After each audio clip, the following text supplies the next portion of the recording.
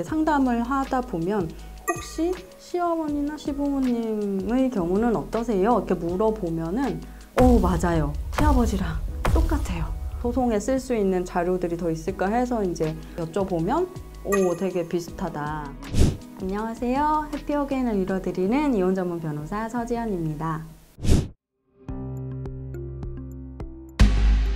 일단 저한테 상담 오시거나 이제 선임을 하러 오시는 경우들은 협의 이혼보다는 재판상 이혼 사유가 있는 경우들이 많다 보니까 재판상 이혼 사유들 중에서 외도하고 경제적 무책임하고 그 다음에가 가정폭력, 이 정도 순서가 될 것 같습니다. 최근에 상담 온 사례들은 어떻게 우연인지 아니면 이게 뭔가 코로나를 지내면서 이제 발생한 사유들인 건지, 이제 경제적 무책임, 배우자 쪽에 경제력이 이제 나머지 한 배우자에 비해서 이제 현저히 적거나, 근데 이제 그만큼 노력이나 이제 의욕이 없어서 충분히 개선이 가능한 상황임에도 개선의 의지가 없거나 이제 노력을 안 해서 이미 이제 배우자가 거기에 불만을 가지고 있었는데 거기에 더해서 이제 부정행위까지 발생을 해서, 그래서 이제 이혼을 확고하게 결심을 하시게 된 이런 케이스들이 좀 최근에 많았었던 것 같습니다. 되돌려지는 경우들이 아직까지는 못 본 것 같아요. 그 배우자분들도 되돌리려고 오랜 기간을 참고 계속 이제 본인이 오히려 그 배우자가 못 버는 만큼 더 아르바이트를 해서 아니면 야근을 해서 이제 해가지고 충당을 하다가 이제 도저히 이제 더 이상은 안 되겠다라는 그런 시기가 와서 이혼을 결심하게 된 거라서 되돌아가는 케이스는 아직 못 봤던 것 같습니다.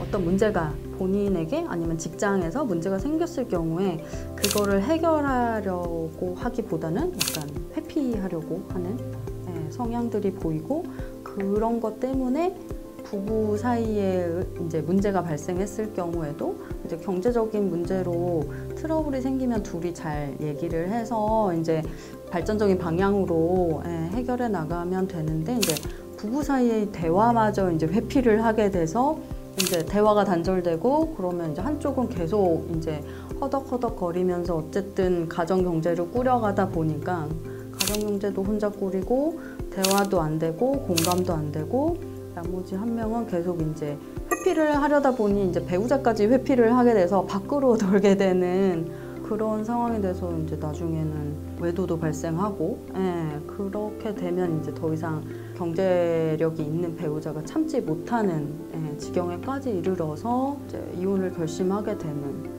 그런 경우들이 있는 걸 보면, 결혼 전에라도 어떤 둘 간의 문제가 생겼을 경우에, 그리고 직장에서 남자친구 또는 여자친구가 직장에서 트러블이 생겼을 경우에 그거에 어떻게 대처하는지, 회피 성향이라든지 에이 몰라 이제 그거는 나중에 생각하고 일단 놀자 이렇게 한다든지, 이런 좀 그런 부분이 보이면 유심히 조금 더 오래 들여다보셔야 되지 않을까. 짧은 기간에 결정하지 마시고.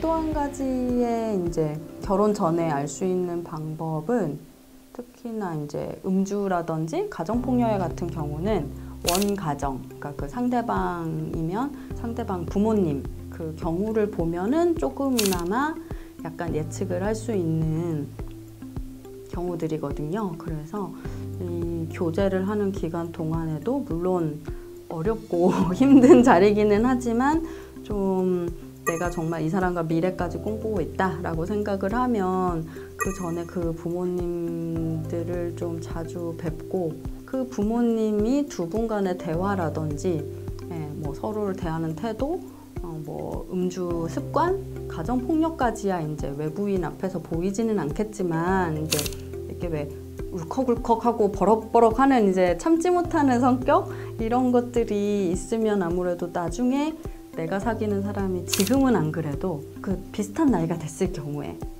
발생할 가능성이 남들보다는 높다. 제가 요즘에 이혼소송 이렇게 상담을 하다 보면 혹시 시어머니나 시부모님의 경우는 어떠세요? 이렇게 물어보면은 맞아요. 시아버지랑 똑같아요.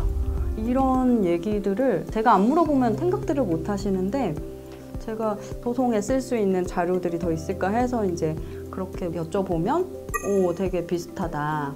그 성향이 그대로 온 것 같다. 그런 말씀들을 많이들 해주시더라고요.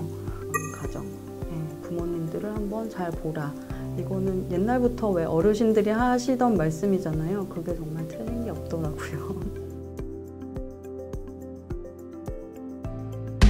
그러니까 술 그 자체가 문제가 아니라 과도한 음주가 그 다음에의 무슨 사건들을 이제 유발시키는, 음주가 과도해서 점점 이제 말리고 말렸는데도 처음에는 뭐 한 잔으로 시작했는데 나중에는 한 번 마시면 3-4병 된다 막 이렇게 해서 만취했을 경우에 발생하는 가정폭력, 경제적 무책임, 이제 직장에 안 나간다거나 사업하시는 분들이 사업장에 안 나가신다거나 소득을 이제 거의 제로에 가깝게 만들어 버리시는 스스로가, 그런 이제 알코올 자체의 중독이라든지, 그리고 오히려 이제 술을 드시면서 게임이나 이제 핸드폰으로 사행성 게임하는 도박 중독에 빠지셔서 오히려 그것 때문에 막 한 달에 수백만 원의 핸드폰비와 그걸로도 다 안 되니까 카드로 결제하신 게 막 300만 원어치 막 한 달에 막 이렇게 되시는 분들도 있었었거든요. 그래서 음주 자체를 그게 자체가 문제라기보다는 그걸로 인해서 음주를 스스로 조절하지 못하면 그 다음에 발생하는 문제들을 조절하지 못해서 다른 문제들이 생기는, 외도도 결국엔 술 때문에, 도박도 그렇고 폭력도 그렇고, 술 자체보다도 이제 술이 이제 만들어내는 그 이후의 문제들이 더 크신 것 같더라고요. 그런 과도한 음주 그 자체도 이혼 사유지만 그 과도한 음주로 인해서 분명히 그 제2의 문제들이 발생을 하거든요. 그렇게 되면 이제 과도한 음주 및 어떤 사유 이렇게 해가지고 보통 이혼 결심을 하고 오시는 분들이 많으세요. 아니에요. 오히려 가사 사건에서는 뭐 이제 과도하게 음주를 했다, 이제 늘 뭐 매일같이 술을 마신다, 아니면 한 번 마실 때 몇 병씩 마신다, 이런 거를 하고 이제 집에 뭐 증거 자료로 막 이제 집에 주르륵 늘어져 있는 술병들 막 이렇게 해가지고 이렇게 나오고, 그러면 이제 가사 사건을 많이 해보신 판사님들 같은 경우에는 이제 감이 오시죠. 그거를 카운팅 안 하는 게 아니라 오히려 더 안 좋게 보시는 것 같아요. 특히나 아이 앞에서 뭐 그렇게 매일같이 음주를 한다든지 이렇게 하면 배우자는 그래도 성인이니까 좋고 나쁨을 판단할 수 있지만, 아이가 그런 환경에서 자란다고 생각을 하면 그 아이도 나중에 똑같이 자기가 성인이 돼서 가정을 이뤘을 때 비슷한 행태를 보인단 말이죠. 그거에 대해서 되게 안 좋게 보시는 것 같아요. 법원 판사님들도. 네.